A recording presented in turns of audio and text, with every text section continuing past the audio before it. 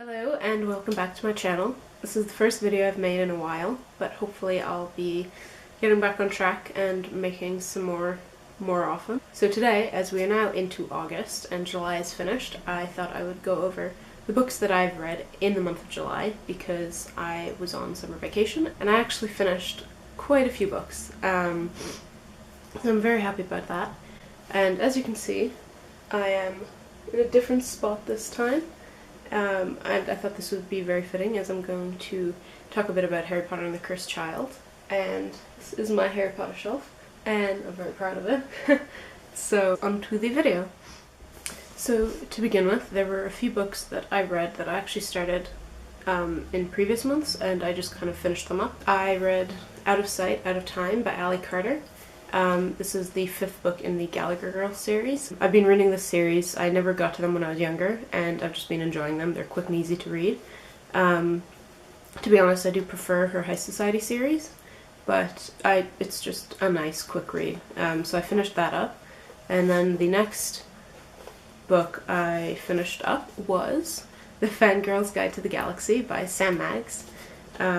It's not really a novel, it's not a story, but it's just really adorable, and it just talks about all nerdy stuff, and it was awesome. I really loved it. The next book I read is The Blackthorn Key by Kevin Sands, and it's about an apothecary apprentice, and it's just, again, very quick and easy to read, but it was I really enjoyed the story. There were codes and puzzles and explosions, and it was just very fun. The next kind of few books I read, I was really in the mood for a quick contemporary novel, which I'm not generally in the mood for. So I took this opportunity to try to get through some of the books sitting on my bookshelf. So one of them was Everything Everything by Nicola Yoon. And it's about a girl who is essentially allergic to everything, and she is stuck in the house for 17 years, like almost all her life, and she lives her life kind of in this bubble. And the reason I picked up this book originally is because I have allergies, and I like to read. I find it interesting reading books about them to see how the author handled it and how they went about it. Now the thing about this is that the allergies are of course very different from mine, so I didn't really have a problem with that aspect of it. I didn't love the book though. I just couldn't get into the characters. I didn't really like what happened with them. I didn't like the ending at all. I know some people really enjoyed this book. It didn't do it for me. I read it in maybe 2 days, but it was really just so I could finish it. I didn't want to drag it on. It was very quick and easy to read as well. I liked the way it was formatted very much. It was interesting. There were very short chapters, there were interesting title heads, there were like some graphics here and there were IMs, and I did like that. I really like formatting in books, but the story didn't do it for me. Not my favorite. You can give it a try, just not my favorite. The next 2 novels I read were the follow-up or companion novels to Anne and the French Kiss. I read this last year in the summer, and I really enjoyed it. I love the characters in that one, so I've been meaning to pick up the next 2 for ages. So they were Lola and the Boy Next Door, and Isla and the Happily Ever After. Now, again, these are very kind of fluffy books.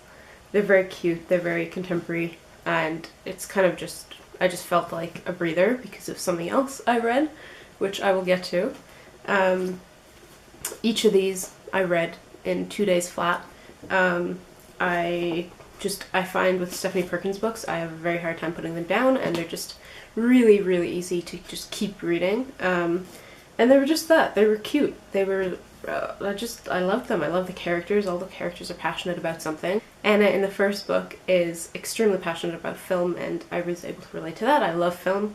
Lola was extremely passionate about fashion. She wore costumes every day. Isla was passionate about books, which of course I can relate to. And I would definitely recommend picking them up if you feel like a quick, fun contemporary read. they just broke up the very intense fantasy book that I read, which was Game of Thrones. Well, sorry, A Game of Thrones. I have not watched the series. I have put it off because I wanted to read the books first. So please do not leave any spoilers in the comments below. I would appreciate that very much. I've only read the first book so far, and I'm starting to watch the first season. I'm about halfway through the first season and I'm loving it. I am going to get to the second book very soon, but I've just been reading some small books in the meantime to get through some, because this did take me a fair bit of time. It's a very dense read, that's for sure. A lot of characters to remember the names of and who they are, but I loved it. It was so good. It's exactly the kind of fantasy book that you just can't put down. It's full of action, full of everything, and I loved it, and it kind of broke my heart at the end, and I wanted to throw it across the room, which I did, but don't worry, the book was perfectly fine and not harmed. And I will hopefully be getting to the second book very soon. The next book I read, of course, was Harry Potter and the Cursed Child. I went to a midnight release party at my local Indigo, and so I got it like the second it came out, and I read about half of it that night before I fell asleep reading, and then I read the other half the following day. I have a full review up on my blog, so I will leave that linked below if you want to go check it out, and you can see more in-depth thoughts on it. It was great to go back to the characters, but it wasn't written by J.K. Rowling, so it didn't do it for me. It didn't have that Harry Potter magical feeling to it, really. It was good. I mean, there were parts I definitely enjoyed, and some of the new characters I really enjoyed. I loved Scorpius, but it just didn't feel the same. I do want to see the play because I've heard amazing things about the costumes and effects and the acting and just everything, and I think it'd be really interesting to see it as it was meant to be seen, because it is a script. I mean, you're not reading a novel, it's written as a script, so of course that also makes it a lot quicker to read. But pick it up, give it a try, you might like it, you might not, but it's definitely worth reading. It's interesting to see what could potentially happen after Hogwarts, and I say that because I don't know if I agree with all of it, but it was still good. I liked it. It's Harry Potter. Okay. Then the last three things I read this month were graphic novels. I'm loving graphic novels so much. The first one took me by surprise. I did not know it was coming out this month. I was at Indigo the one time and I saw it sitting there and on the shelf, and I grabbed it up and read it that night. And that was the 6th volume of Saga. Saga is just awesome. I have a review on my blog and on the channel, so I'll link both of those if you want to watch them or read them. I talk more in depth about volumes 1 to 5. It's kind of a sci-fi fantasy series about a war between two species, and it's just epic and violent and graphic and awesome. And then the next two I read were volumes 1 and 2 of Jessica Jones. So this is the first volume and this is the second volume. The cover art is actually fairly different than the inside, but they incorporate the cover art into it at some point. It's really interesting. Now, these are honestly some of my favorite graphic novels I've read to date. I want to get volume 3 as soon as I can. It's just, I don't know what it is about them. I really, really love it. I don't know if it's because it's a private eye and I love that kind of story. But the art is amazing. Even the way it's formatted is slightly different in some places, and the story is, I really enjoy the story in them. I liked this, I think I liked the graphic novels more than the TV show, because I watched the TV show first. That's how I got introduced to the character. The character in the TV show is quite different, I found, than the one in these graphic novels. Personally, I prefer Jessica Jones in the graphic novels. She has kind of a more, she has more morals, almost. She is more caring.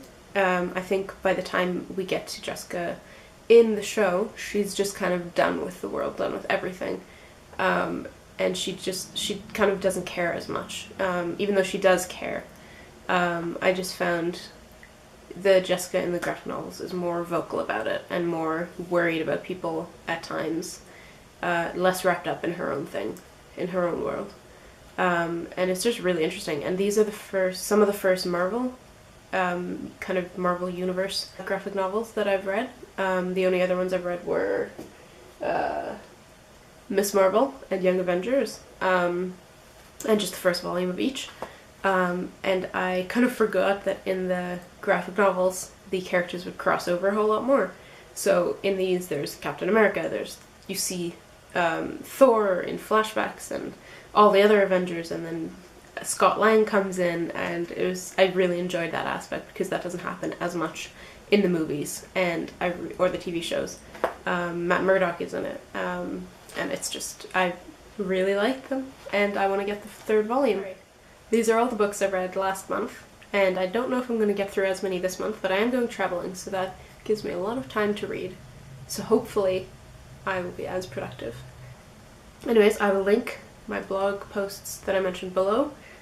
If you like the video, you can give it a thumbs up or subscribe. I will hopefully be back with another video soon. I might do a TBR, I'm not sure. I'm currently reading a few books because I couldn't decide what to read. I'm reading Voyager, which is the third Outlander novel. I started reading Into the Dim, I couldn't get into it. I might put it down for now. And eventually I'm going to pick up A Clash of Kings.